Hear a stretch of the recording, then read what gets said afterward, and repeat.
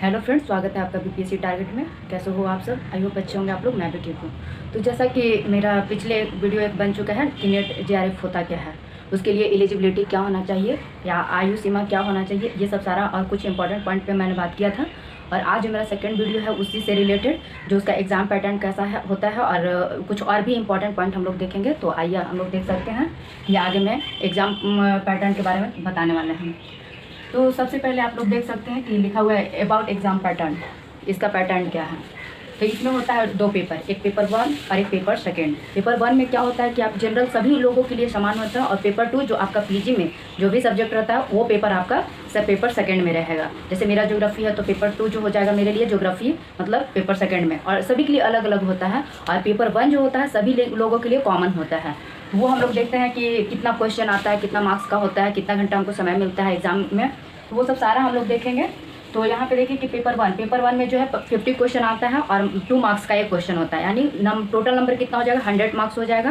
Question जो होता है 50 क्वेश्चन और 2-2 नंबर का एक क्वेश्चन होता है, यानी टोटल 100 मार्क्स का हो जाएगा पेपर 1। और पेपर 2 में जो है पेपर 2 में 100 क्वेश्चन आता है और ये भी 2 मार्क्स का होता है, तो यानी इसमें कितना नंबर हो जाएगा, तो 200 मार्क्स हो जाएगा। 100 क्वेश्चन आएगा, 2 मार्क्स का एक क्वेश्चन, तो यानी टोटल नंबर जो होता है वो 200 मार्क्स होगा। तो ये तो हम लोग देख लें कि पेपर 1 में कितना क्वेश्चन कितना मार्क्स, और ये सभी के लिए जनरल मतलब कॉमन पेपर होता है। पेपर सेकंड में सभी के लिए अलग अलग सब्जेक्ट होगा और जिसमें क्वेश्चन आता है 100, 2 मार्क्स का होता है, टोटल हो जाएगा 200 नंबर का। तो पेपर 1 और पेपर 2 ही दो ही मतलब पेपर होता है, और इसमें टोटल जो क्वेश्चन होगा वो 150 क्वेश्चन होगा, और मार्क्स जो हो जाएगा टोटल वो 300 मार्क्स हो जाएगा। और हम लोग को समय कितना मिलेगा, तो 3 घंटे का समय मिलता है, दोनों एक ही साथ मतलब एग्जाम होता है। तो यहाँ पे हम लोग देख लिए। और पेपर 1 में हम लोग को देखना है कि कितना यूनिट्स से क्वेश्चन आता है। तो पेपर 1 में भी 10 यूनिट्स होता है, तो उसके लिए मैं प्रॉपर वीडियो बनाऊंगी जिसमें 10 यूनिट्स का सारा मतलब लिखवा देंगे कि कौन कौन सा, जैसे कॉम्प्रीहेंशन होता है, कम्युनिकेशन होता है, आईसीटी होता है, और पीपल डेवलपमेंट इन्वायरमेंट होता है, डीआई से क्वेश्चन आता है, हायर एजुकेशन से आता है, टीचिंग एप्टीट्यूड से आता है, रिसर्च एप्टीट्यूड, ये सब सारा 10 यूनिट्स पेपर 1 में पढ़ना होता है। तो उसका मैं सारा एक वीडियो प्रॉपर वे में मैं बनाऊंगी पेपर 1 पे, जिसका सारा डिटेल्स में मैं बताने वाली हूँ। तो आज बस इतना देख लीजिए कि एग्जाम पैटर्न कैसा होता है, कुछ इंपॉर्टेंट पॉइंट हम लोग को होना है। तो पेपर 1 पेपर 2, अब टोटल मार्क्स यहाँ पे देख लीजिए कि 300 मार्क्स का होता है पेपर 1 जो हो गया, और पेपर 2 पेपर 1 में हो गया 40 क्वेश्चन आएगा, 2 मार्क्स का होगा, 100 टोटल नंबर 100 हो जाएगा। पेपर सेकंड में होता है 100 क्वेश्चन आता है, 2 मार्क्स का होता है, टोटल 200 मार्क्स।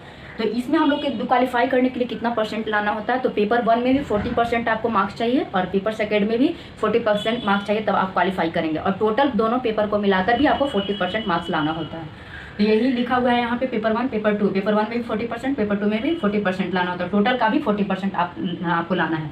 अब यहाँ पे देखते हैं कि रिजल्ट इसका किस तरीके का होता है। तो रिजल्ट जो आता है नेट के लिए, वो मतलब रिजल्ट का 6% जो है नेट क्वालिफाई करता है, और जो नेट 6% जो क्वालिफाई करते हैं उसका मात्र 6% जीआरएफ क्वालिफाई करते हैं, वो यहाँ पे दिया हुआ है।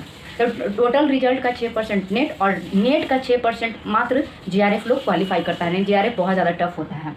तो यहाँ पे हम लोग ये देख लेंगे, यहाँ पे वही चीज़ लिखा हुआ है कि 150 क्वेश्चन 300 मार्क्स। और इसमें जो है सबसे ये चीज़ है कि नेगेटिव मार्क्स नहीं होता है, नेगेटिव मार्किंग नहीं होता है। और जब आप फॉर्म भरेंगे तो आपको 2 मतलब ऑप्शन मिलेगा, एक असिस्टेंट प्रोफेसर का और एक जो होता है वो एक असिस्टेंट प्रोफेसर और एक असिस्टेंट प्रोफेसर एंड जेआरएफ, दोनों का मतलब जैसे जेआरएफ आप तब भर पाएंगे जब आपका फीमेल का जब है 35 वर्ष होना चाहिए। फीमेल का कितना होना चाहिए, 35 साल, और मेल का जो है वो 32 साल होना चाहिए। अगर आपका 32 साल मेल का है तो आप जब नेट भरेंगे तो उसके साथ आप जीआरएफ भरने के लिए एलिजिबल होंगे। और फीमेल में कितना, तो नेट के साथ अगर आप 35 साल से कम आपका एज हो रहा है तो आप नेट के साथ जीआरएफ भर सकते हैं। तो ये कुछ पॉइंट है कि आपको 2 ऑप्शन मिलेगा, एक असिस्टेंट प्रोफेसर यानी नेट के लिए, और एक असिस्टेंट प्रोफेसर प्लस जीआरएफ, यानी जिसका मतलब 32 साल अगर मेल का है, 32 साल से थोड़ा कम है, तो वो आप जीआरएफ के लिए भी भर सकते हैं। और नेट का जब आप फॉर्म भरते हैं उसी में जीआरएफ का साथ में फॉर्म भराता है, ऐसा नहीं है कि अलग अलग भराता है। आपका एज है तो आप उसमें जीआरएफ के लिए भी आप एलिजिबल हैं, आप भर सकते हैं। ये सारा कुछ हम लोग को देखना है। और जब मेरा जो नेक्स्ट वीडियो होगा उसमें आपको प्रॉपर वे में अब पेपर 1 का 10 यूनिट्स कौन कौन सा है उसके बारे में मैं बताऊंगी। और आज के लिए इतना ही छोटा वीडियो है, 1-2 वीडियो और इस पर आएगा जिसमें पेपर 1 रहेगा, फिर पेपर 2 के बारे में भी बताएंगे। तो आज के लिए इतना ही कि इसका एग्जाम पैटर्न कैसा होता है, तो सारा कुछ मैंने बता दिया। और जो भी होगा अगला वीडियो मेरा पेपर 1 पे होगा, 10 यूनिट्स के बारे में होगा। तो आज के लिए इतना ही, धन्यवाद।